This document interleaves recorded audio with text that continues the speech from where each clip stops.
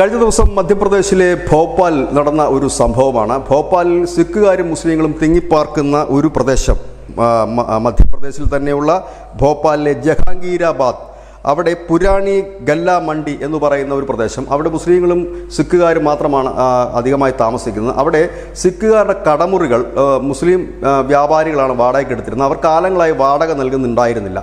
ഇതിനെ ചൊല്ലിയുള്ള തർക്കം നിലനിൽക്കുന്നതിനിടയിലാണ് സംഘർഷം പെട്ടെന്ന് പൊട്ടിപ്പുറപ്പെട്ടത്. സംഘർഷം പൊട്ടിപ്പുറപ്പെടുന്നതിന് പ്രധാന കാരണം ഇവർ തമ്മിലുള്ള വഴക്കിനെ തുടർന്ന് ഈ മതമൗലികവാദികളുടെ നേതൃത്വത്തിൽ വലിയൊരു സംഘം ബൈക്കുമായി ഈ സിഖുകാർ താമസിക്കുന്ന പ്രദേശത്ത് എത്തുകയും പ്രകോപനം സൃഷ്ടിക്കുകയുമായിരുന്നു എന്നാണ് സിഖ് സംഘടനാ നേതാക്കൾ പറയുന്നത്. തുടർന്ന് തിരിച്ചടിക്കായി സിഖുകാർ വാളുകളും മറ്റും എടുത്തുകൊണ്ട് വീടുകളിൽ നിന്നും മറ്റും ഓടി ഇറങ്ങുക. അതിൻ്റെയൊക്കെ വീഡിയോ ഇപ്പോൾ സോഷ്യൽ മീഡിയയിൽ വളരെ വ്യാപകമാണ്.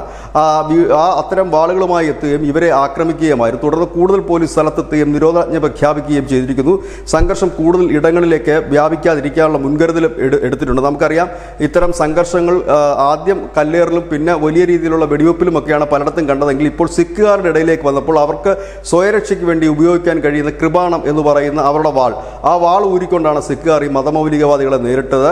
ഏതായാലും വലിയ രീതിയിലുള്ള കലാപമായി പടരാനുള്ള സാധ്യതകൾ പോലീസ് നിലവിൽ അടച്ചിരിക്കുകയാണ്. പോലീസ് പറയുന്നത് ഇപ്പോൾ കാര്യങ്ങൾ നിയന്ത്രണ വിധേയമാണ് എന്ന് പറയുമ്പോഴും ഏതു നിമിഷവും അതൊരു കലാപമായി മറ്റിടങ്ങളിലേക്ക് വ്യാപിക്കാനുള്ള സാധ്യതകളും കൂടുതലാണ്.